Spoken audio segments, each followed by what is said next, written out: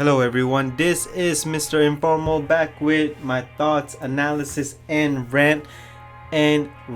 So as of today, Google have finally announced their new phone. Surprise, surprise! Google Pixel 4 and the Google Pixel 4 XL, successor to the previous Pixel phones. So it was announced today, and they also announced other devices such as Chromebooks, Nest, and also other audio devices with assistants, Google Voice, and so on. But the main focus of this presentation are the Google Pixel 4. So let me give you my thoughts as of right now. And this, man, the design is absolutely terrible. People, you know what? I'm just gonna say like it is. It's an iPhone clone. That's all it is.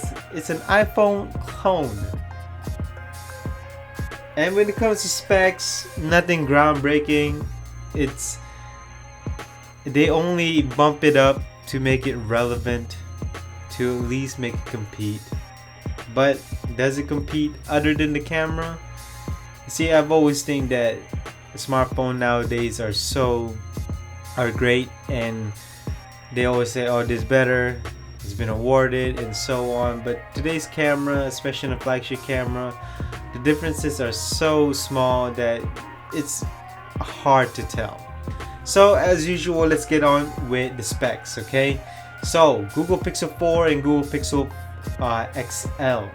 So the 4 has a 5.7 inch screen, no notch, and the XL has 6-inch screen, OLED, and it comes with 90 Hertz refresh rate, but it also reverts back to 60 Hertz refresh rate depending on the things that is running. So if it's games, it's going to revert back to 90 Hertz. It does that because it wants to save battery. IP68 dust and water resistance. Gorilla Glass 5 with aluminum frame. Obviously it comes with Android 10, Snapdragon 855, the Kiro 485 octa-core CPU, Adreno 640 GPU.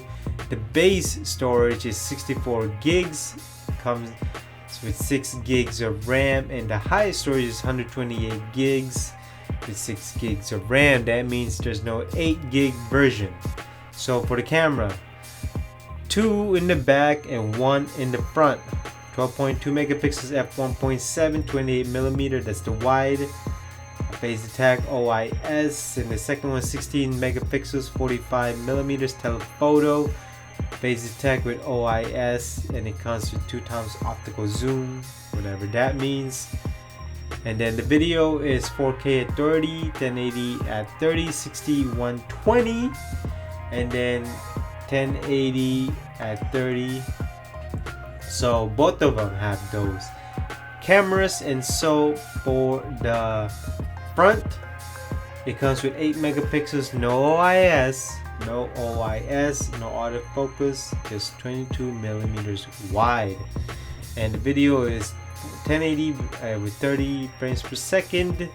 Dual speakers, 5.0 Bluetooth with aptX technology, that's pretty cool.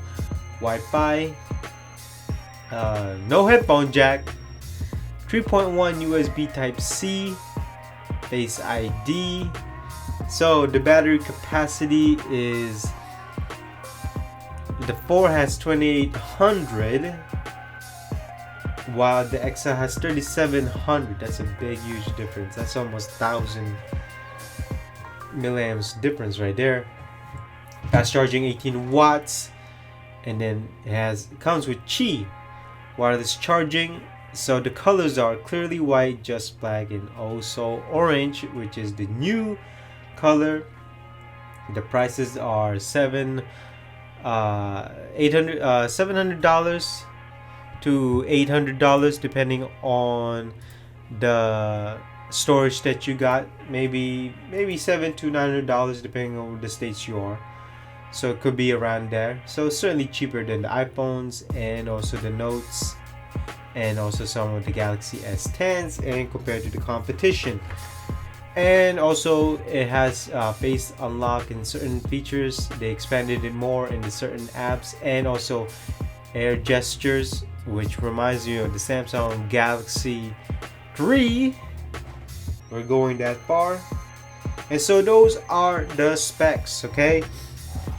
So let's get to my thoughts. Let's get to it. Like I said, it is an iPhone clone.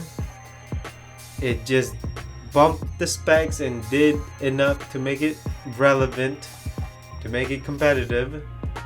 Other than that, there's nothing really groundbreaking. There's nothing special about it, but somehow, some way, somebody's gonna bring up, oh, it has 90 hertz screen, and yet it reverts back to 60 hertz when you are not doing anything intensive.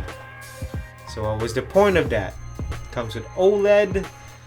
So nothing special, but the most hurtful thing that a lot of Android fans will receive is an iPhone clone.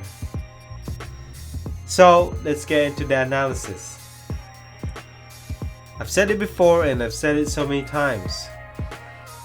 With all the awards that the Pixel is getting for its camera, is it really driving up sales? No. Is it really making a dent in the market share when it comes to smartphones? No. As you know, the top two are still Samsung and iPhones or Apple.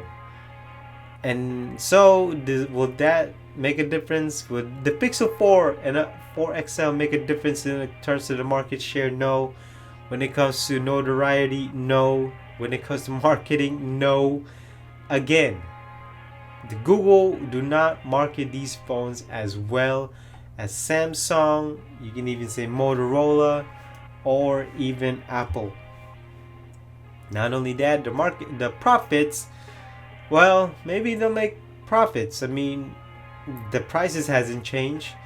As you know, the Pixel 3 was overpriced, and I still think these are overpriced because the specs are nothing special. The prices could be around $500 to $700, including the XL.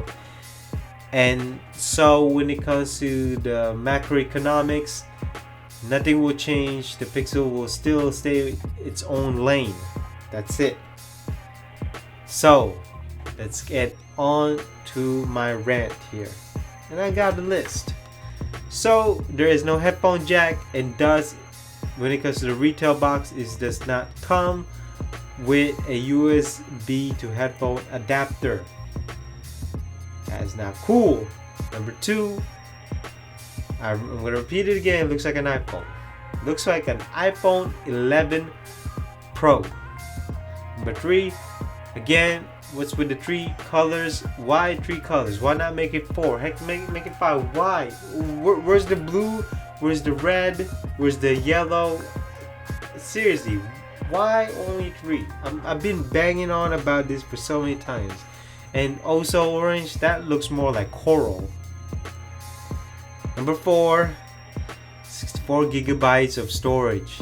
Why? Why not just make it 128? Why are we still onto this? Number 5, overpriced. And I've said it again, it is overpriced. It should be around $500 to $700. Number 6, battery capacity. Now it has 90 hertz screen, it has 2 cameras, right? And check this out, the Pixel 4 only comes with 2800 milliamps battery. Are you serious?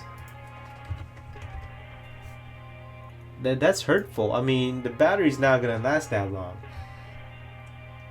And check this out, right? So Samsung Galaxy S10e. The size of the screen is 5.8 inches. Okay? Compared to the 5.7 to the Pixel 4. That's 0.1 difference. 0.1 millimeter difference. And yet, the S10e comes with a 3100 milliamps battery. Wow, unbelievable. So what does that tell you? The Pixel 4 XL has a respectable 3700 milliamps battery, which it should for its bigger size. And then number 7, air gesture. So apparently I saw a video of air gesture. You can switch tracks just by waving your hand. You can move slides, move pictures, and you can do other stuff. Well, what does that remind you of? Well, it reminds me of all the way back to the Samsung Galaxy S3. And people laugh at that. People say it's a gimmick. Well, look like we're back here again.